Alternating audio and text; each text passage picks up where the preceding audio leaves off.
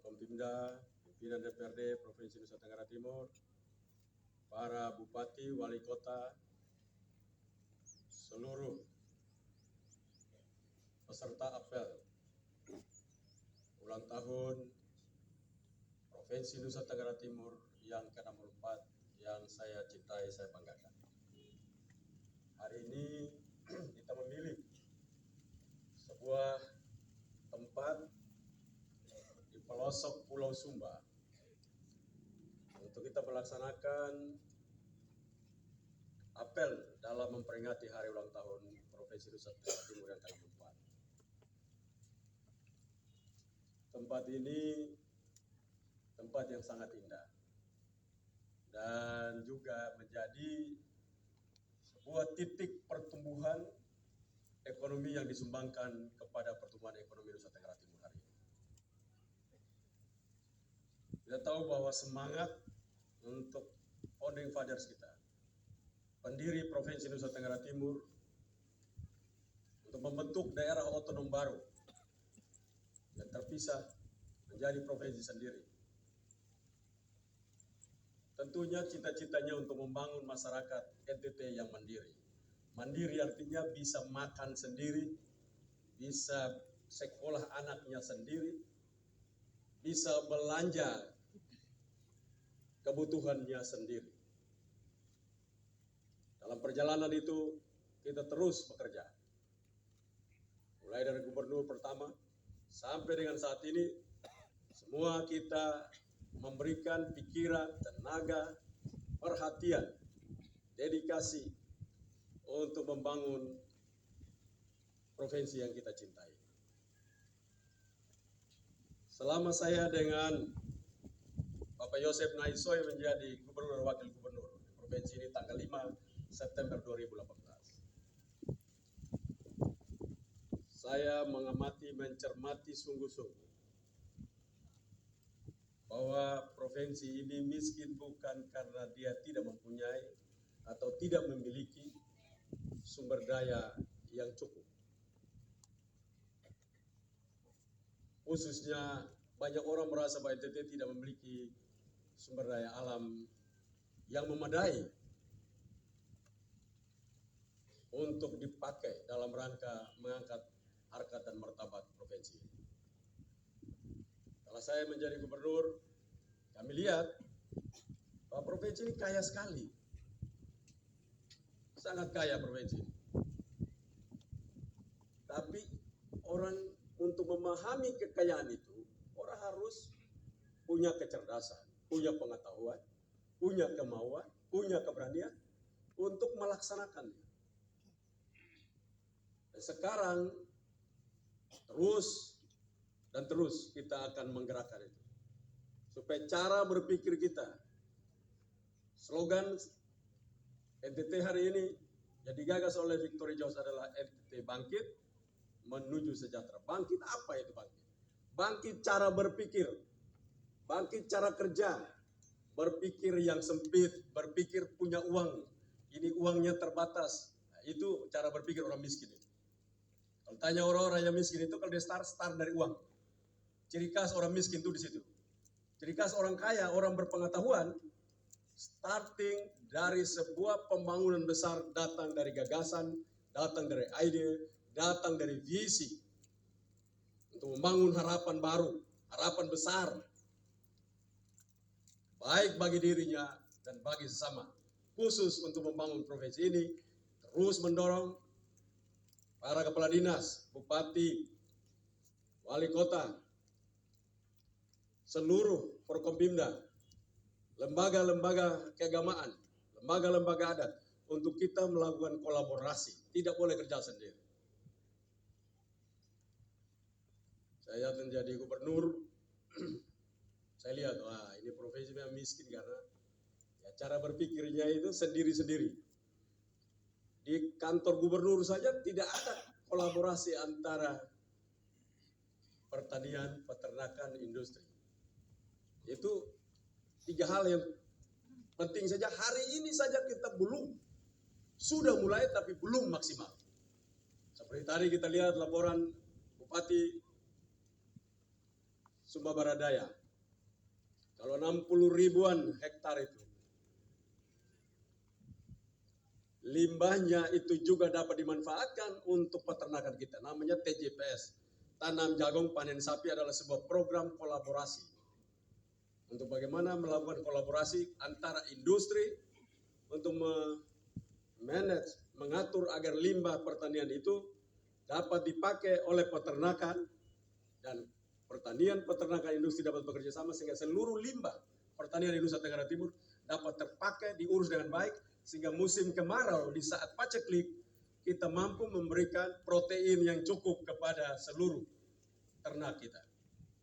Nah, itu cara berpikir kolaborasi yang baik. Sudah dilakukan tapi saya lihat belum masih. Terus didorong dan ini perlu kerja-kerja kolaborasi seperti itu. Tidak ada keberhasilan tanpa kerja bersama. Kerja bersama itu bukan kerja sendiri-sendiri tapi sama-sama kerja. Tapi kerja dengan kemampuan gerak dalam satu padu padan perencanaan dan mimpi dan cita-cita bersama. Nah itu saya terus mendorong agar apa yang kita kerjakan itu betul-betul tergambar di dalam lapangan yang kita maksudkan. Kenapa saya pilih tempat seperti ini supaya kita lakukan apel? Supaya kita melihat kerja kolaborasi di lapangannya terlihat atau tidak. Kita ketahuan, kalau di kantor gubernur lapor saja kita tidak tahu. Atau di kantor bupati lapor, kepala dinas lapor kita tidak tahu. Tapi kalau begini kita tahu, ini yang ini belum pernah kolaborasi sampai level ini. Ini kita bisa ngecek. Karena itu saya terus mendorong dan hari ini walaupun pertumbuhan ekonomi Nusa Tenggara Timur 3% lebih, tapi kita pastikan kalau tadi seperti yang disampaikan Pak Bupati, itu dikerjakan dengan baik. Total laporan yang masuk ke saya untuk 2023, lahan yang dia siapkan, anggaran yang disiapkan untuk ditanam di Provinsi Nusa Tenggara Timur, hanya berkaitan dengan jagung sekitar 400.017 hektar. Kalau 400.017 hektar itu, let's say kita anggap panen 3 ton saja per hektar, itu kali dengan 4.000 kita akan memiliki sedikit-dikitnya 4 triliun rupiah disumbangkan oleh petani dari jagung kepada pertumbuhan ekonomi Provinsi Nusa Tenggara Timur. 4 triliun. Dalam 100 hari, sedikit-dikitnya paling lambat di bulan April itu, kita telah memiliki 4 triliun rupiah dari jagung saja. Karena itu saya ingin mendorong terus kita untuk bersemangat dan para kelompok tani terus untuk di backup supaya kita melahirkan produktivitas yang tinggi. Masalah kita di Nusa Tenggara Timur, banyak masalah. Kita ngomong satu-satu tentang pertanian kita. Kita punya kelemahan, kita terus mendorong agar dalam proses tanam terjadi perubahan-perubahan proses. Mekanisasi pada proses-proses tanam itu harus dapat dilakukan. Tadi kita sedang tanam rame-rame, kita sudah bisa meninggalkan alat tanam dari kayu itu untuk dia dorong. Nanti ke depan terus maju dalam prosesnya. Lalu kita panen. Tidak mungkin kita bicara puluhan ribu, ratusan ribu hektar, panennya manual. Itu akan sangat lambat. Kalau kita panen cepat, tanam cepat, panen cepat, maka tanah walaupun kita hujannya terbatas, tapi karena kita panennya cepat, dalam tempo 100 hari kita bisa panen, lalu panennya cepat, maka kita mampu untuk tanam 2 kali. Kita mampu itu untuk tanam 2 kali. Teorinya sudah dipakai dan Bupati Sumba Barat Daya, banyak juga bupati yang sudah belajar itu untuk melakukan untuk tanam 2 kali. Kita bisa mampu tanam 2 kali. Karena itu kalau tanam 2 kali, kita memiliki bukan 400.000 hektar saja dalam setahun, tapi kita bisa, let's say kita anggap 200.000 saja, setengah bagian pada saat musim tanam dari April September. 50% dari situ. Kita sudah memiliki 600.000. Itu sangat luar biasa sumbangan pertumbuhan ekonomi datang dari jagung yang kita bicara 200 hari kerja. Itu saya terus mendorong agar kita mampu untuk mengerjakan itu dari jagung saja. Saya lihat tadi dalam perjalanan Pak Bupati kelornya belum ada. Kita nanti kalau jagung 100 hari. 100 hari kita panen. Panen buah jagung, biji jagungnya kita panen. Kalau kelor kita jual daunnya. Satu-satunya komoditi yang jual daunnya kelor. dengan protein tertinggi. Saya bayangkan kalau semua lahan ini Pak Bupati ditanam di pinggir-pinggir pagar untuk jagung itu semuanya kelor.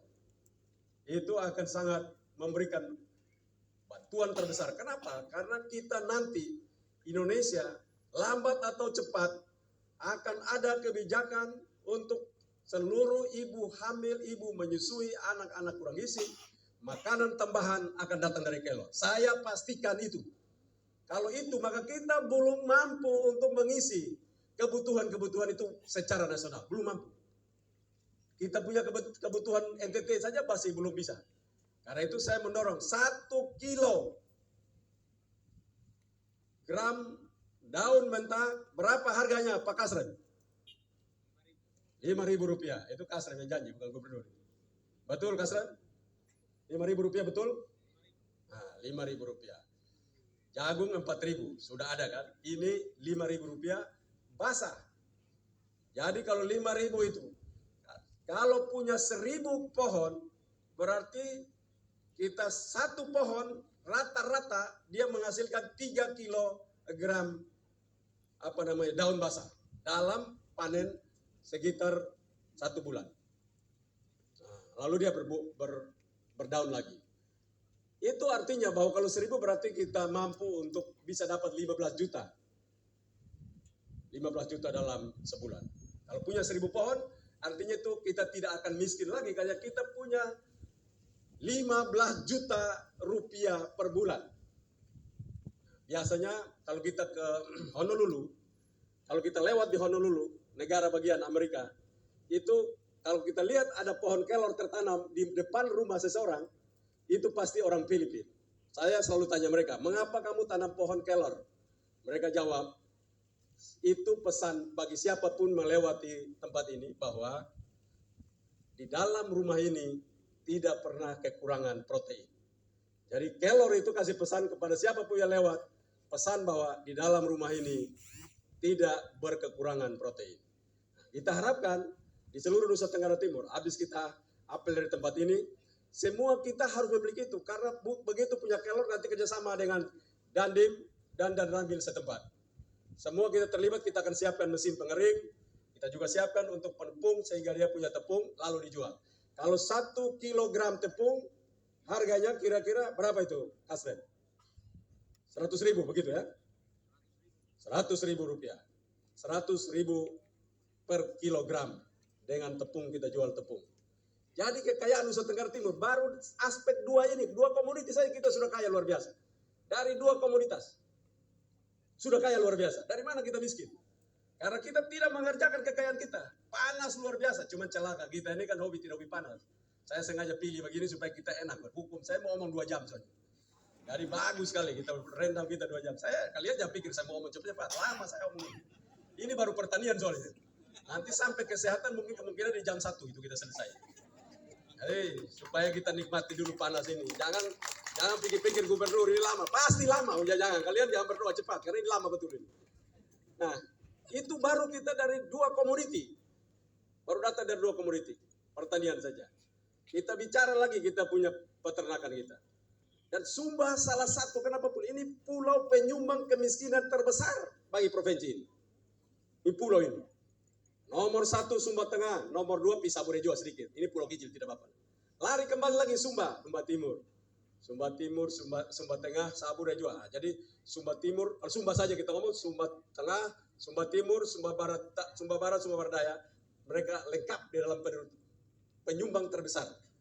Tapi saya melihat kalau cara kerja model seperti ini, perubahan-perubahan seperti ini, maka saya pastikan pulau ini tidak menyumbangkan lagi ke depan orang-orang dengan stigma buruk buat provinsi ini, tapi mereka menyumbangkan provinsi ini akan hadir kesejahteraan datang juga dari sumbangan dari pulau ini. Mengapa? Kita lihat bahwa ini terjadi perubahan budaya luar biasa. Menurut laporan Bupati, bukan kata saya, dulu orang Kodim pergi menyeberang ke Bima untuk panen jagung. Betul begitu? Betul, oke. Sekarang mereka tidak lagi. Mungkin kalau pergi itu karena dia kurang informasi. Sekarang menurut saya banyak sekali, bahkan mungkin 80-90% tidak mau pergi lagi karena mereka memiliki jagung sendiri dan mereka menikmati hasil mereka sendiri. Betul begitu? asal gubernur dia jangan ditipu aja, syukur alhamdulillah. Karena itu kita berbangga untuk itu. Kita lihat Sumba Tengah, kita berterima kasih kepada Bapak Presiden Joko Widodo yang telah mengintervensi untuk membangun food estate di Sumba Tengah. Bapak Bupati Sumba Tengah itu punya ribuan alat-alat pertanian. Kita lihat Sumba Tengah yang dulu tidak mempunyai budaya pertanian, ya Bupati Sumba Tengah. Nah, sekarang mereka mampu untuk tanam bergerak luar biasa. Itu sebuah proses perubahan, peradaban. Itu proses perubahan itu. Kalau ini digerakkan terus, mereka juga akan tempat yang sangat luar biasa karena baru saja saya menerima informasi berkaitan dengan studi PLN yang dilakukan oleh UGM, Universitas Gadjah Mada, bahwa Sumba Tengah mampu untuk dibangun listrik tenaga matahari 2 giga. 2 giga berarti 1 giga itu 1000 mega. 1 mega butuh 1 hektar. Berarti 2 giga 2000 mega, maka 2000 hektar dibutuhkan di lahan itu. Dan itu membutuhkan 4000 orang kerja pada level paling bawah. 4000. 4000 maka orang makan tiap hari di situ. Berarti ada restoran untuk memenuhi 4000 orang ini makan. 4.000 kali 10.000 saja, makan kita anggap dalam satu hari 10.000, murah meriah ini. 4 dalam satu hari kita 10.000, 4.000 kali 10.000 berarti sekitar 40 juta satu hari restoran itu dapat kasih makan. Hebat. Jadi multiplier efek daripada sebuah pembangunan itu begitu luar biasa. Itu baru restorannya, belum tukang pijitnya. Nah, jangan tukang pijit yang lain, pijit kaki. Jangan kau pikir tempat lain lagi. Nah, itu. Jadi karena itu banyak sekali multiplier efek dari sebuah pembangunan itu besar. Sumba Tengah, Sumba Timur. Nanti Sumba Tengah itu investasinya kira-kira 4 miliar dolar. Hampir 70 triliun akan masuk di Sumba Tengah. Lalu Sumba Timur. Sumba Timur tahun 2023 selambat-lambatnya bulan Agustus itu akan mulai dibangun stream estate. Ini kalau stream estate, orang Sumba stream seram nanti bingung. Udang, budidaya udang. Di situ ada 7 triliun rupiah ditempatkan di Sumba Timur. Lengkap dengan energi terbarukannya matahari sekitar 40 mega. 40 mega itu sekitar investasi mendekati 700 miliar di sana. Ditabang sana sini berarti itu sekitar 8 triliun sekaligus dalam tahun depan. Jadi karena itu pulau ini sangat luar biasa. Sumba Barat Daya. Luar biasa dengan potensi yang begini besar kita siapkan pabrik pakan ternak sesuai apa yang disampaikan tadi oleh Pak Bupati. Memang ini masalah besar buat Nusa Tenggara Timur. 1 tahun pakan ternak kita beli dari Pulau Jawa 1 triliun rupiah. Kalau kita sudah punya jagung, kita punya juga tepung ikan, kita punya semua, punya kelor, kita harus mampu juga membuat itu. Tapi tentunya ini tidak gampang. Karena mafia yang pegang ini barang, kita harus berantem terus setiap hari. Karena itu kita akan usahakan sehingga ini bisa dapat dijalankan dengan cara-cara yang mudah, cara-cara yang sederhana, sehingga dapat dioperate bukan oleh perusahaan besar, boleh oleh industri besar, tapi harus dioperate oleh industri-industri rumah tangga. Kita sedang menyiapkan itu ke sana. Itu baru kita omong beberapa komoditi. Jadi komoditi. Kita lihat Indonesia itu juga impor protein khususnya daging. Kita impor. Dan dari Sumba kita akan menyiapkan itu. Tahun depan Pulau Sumba akan mendapatkan impor untuk sapi hidup datang dari Brazil. Yang kita siapkan untuk breeding di Sumba Timur. 6.500 hektar yang disiapkan. Kalau lihat nanti ada video Gubernur Baklai dengan masyarakat itu, nah itu dia sudah itu asik. Ada yang bilang itu ada ambil segala macam ya itu ya. Kita ribu begitu, tapi kita akan punya 6.500 hektar untuk breeding yang belum pernah terjadi di Republik ini, belum pernah terjadi. Nanti kalau breeding itu selesai, kenapa berhasil? Karena kita kerja dengan ahlinya. Kita kerja dengan ahli. Jadi ahli yang kerja ini kita datangkan sekaligus. Kita datangkan dari Brazil, mereka akan mengerjakan 6.500 hektar itu, lalu kita akan menyiapkan tempat lagi untuk kita nantinya penggemukan itu diberikan kepada rakyat. Jadi nanti kita akan mensuplai daging-daging premium untuk bangsa ini. Sekarang ini kita impor. Kita impor dari Australia, kita impor dari Brasil, dari Meksiko, dari Belgia, kita impor dari India. Tapi nantinya kebutuhan untuk premium, mungkin saja daging di bawah premium boleh impor, tapi kebutuhan untuk premium, daging premium, harus mampu dapat dipastikan ke depan. Provinsi Nusa Tenggara Timur, khususnya dari Pulau Sumba, kita akan mensuplai itu. Karena kita punya daging-daging terbaik. Bukan daging yang seperti kita bakar begitu, makan begitu, tidak. Ini daging terbaik, satu potong 2.500.000, potong begitu. Cara potong pun ahli, jadi nanti kita kasih latih untuk menghasilkan rib eye. Nah, itu cara potong pun berbeda.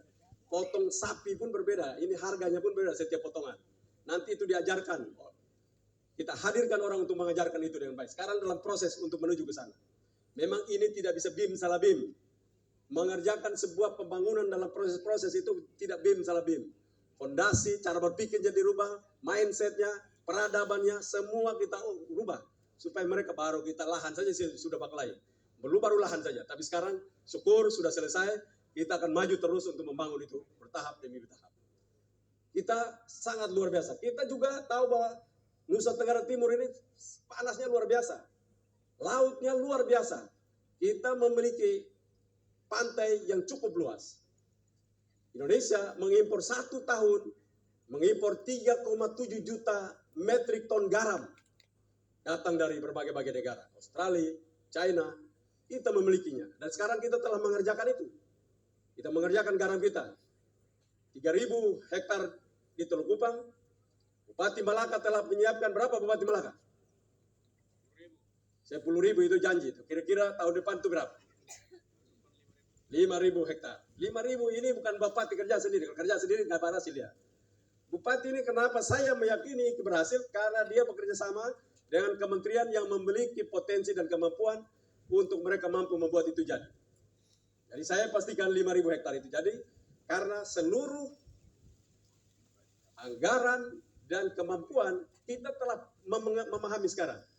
Saya belajar serius terhadap garam, karena itu saya pastikan, saya bilang ke Pak Menteri, selama Bupati itu siapkan lahan, Menteri siapkan uangnya, saya pastikan garamnya berhasil, karena kami belajar cukup lama. Belajar dari Australia, belajar dari China, belajar dari India. Ternyata kita di NTT lebih cocok dengan teknologi yang dipakai oleh India.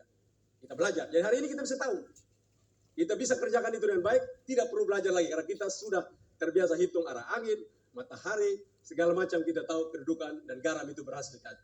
Kita bisa tahu, ini menjadi sebuah mimpi besar kita untuk mengisi negara ini supaya ke depan provinsi ini tidak hanya meminta, tapi dia juga mendapatkan, dia juga menyumbangkan seluruh kebutuhan dalam rangka mengurangi devisa negara untuk kepentingan impor.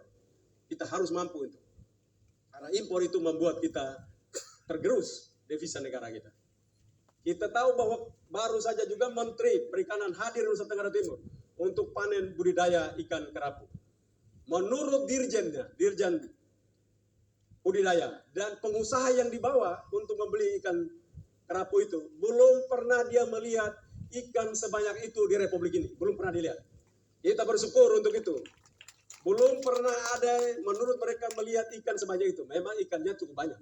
Dan ke depan saya bilang jangan sekian, kita perlu 1 juta ekor per tahun kita keluarkan dari Nusa Tenggara Timur. 1 juta kilo. Kita harus berarti 1 juta kilo. 1 kilo itu kita anggap dari 40.000, maka 1 juta ton kita kasih keluar. Itu berarti sebanding 40 triliun per tahun. Itu bisa karena kita sudah mau melakukan, tinggal kita lanjutkan saja. Di Riung, di Alor, di Mulut Seribu, semuanya kita siapkan. Banyak sekali kekayaan NTT yang memiliki, belum rumput laut. Dan semua kita sedang melakukan untuk melanjutkan processingnya. Karena itu saya harapkan kita adalah provinsi kaya. Isu dunia hari ini, 2 isu besar dunia. Apa itu? Coba, isu besar dunia apa ini? Coba. Pangan. Komandan ini Pangan dan energi. Pangan dan Energi.